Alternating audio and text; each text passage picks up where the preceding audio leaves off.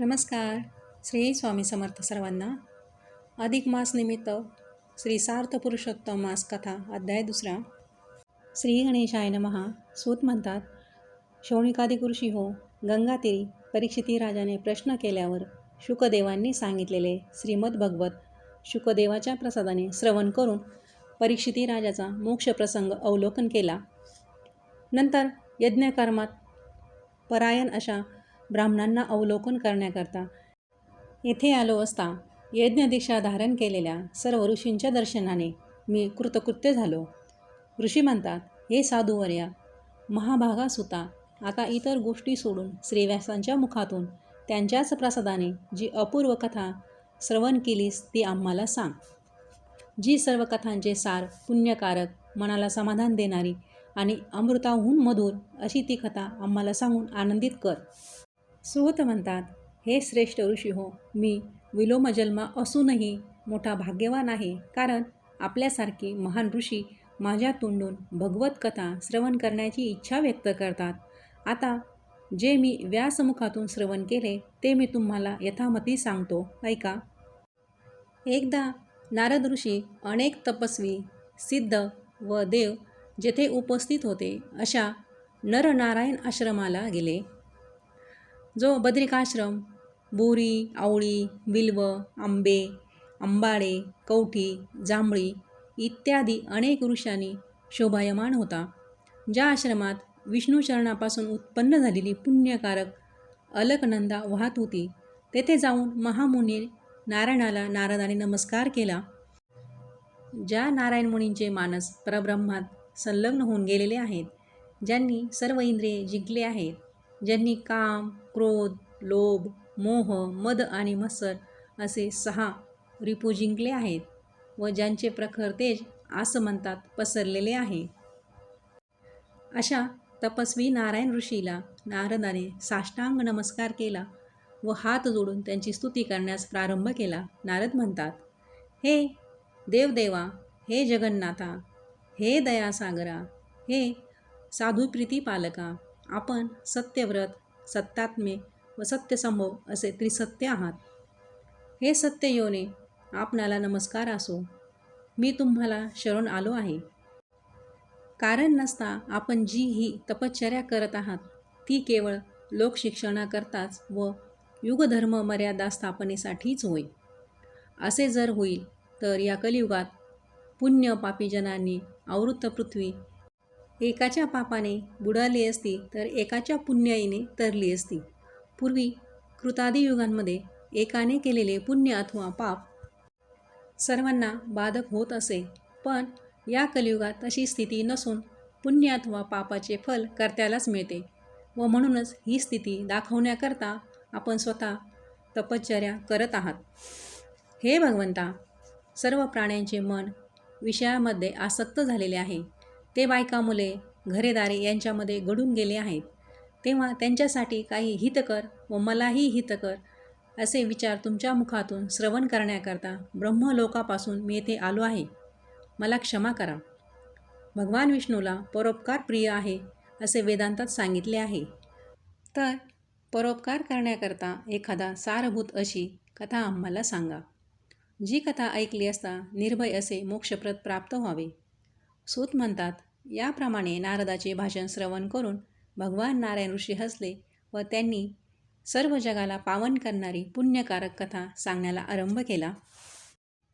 नारायण म्हणतात, नारदा, गोपस्त्रियांचे मुखकमलावरील भ्रमर, रसाधिपती, रसिकजनांचा अलंकार, वृंदावनात संचार करणारा असा जो वज्राधिपती श्रीकृष्ण भगवान त्यांच्या पुण्यकथा सांगतो त्या तू ऐक. वत्सदा, ज्या भगवंताच्या एका निमिषात एक ब्रह्मदेव होऊन जातो अशा भगवंताच्या कथा वर्णन करण्यास पृथ्वीवर कोण समर्थ आहे?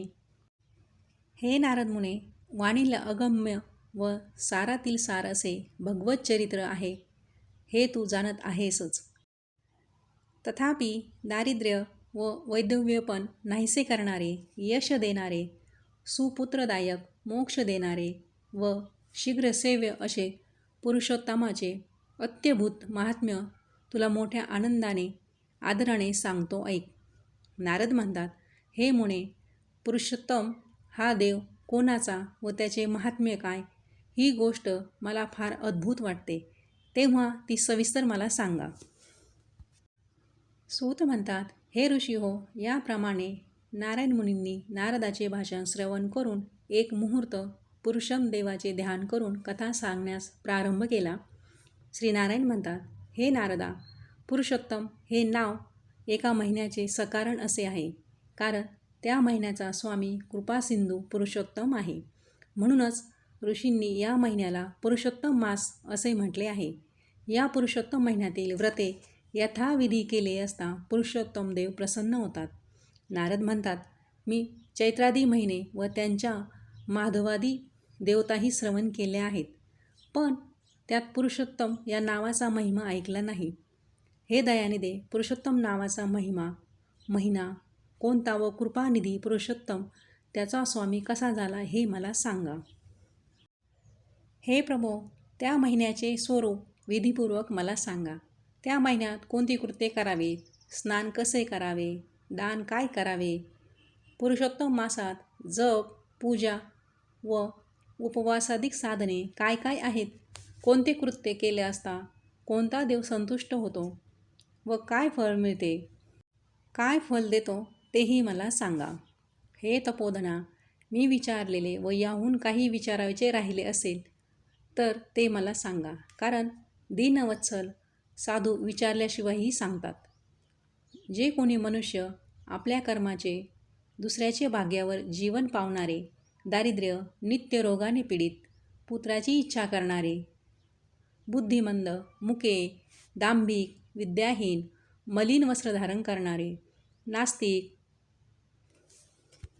नीच, परदारा लंपट, दुःखी, दुसऱ्यांचे सेवक, निराश, ज्यांची कोणतीच गोष्ट सिद्धीत जात नाही, धैर्य, विगलित, कुरूप, रोगी, व्यंग, आंधळे, कोणी आपल्या इष्टमित्रांशी, स्त्रियेशी व आईबापाशी वियोग पावलेले, कोणी शोकाने व कोणी दुःखाने कृश झालेले, कोणाला त्यांची इष्ट वस्तू केव्हाच मिळाली नाही असे उत्पन्न होतात.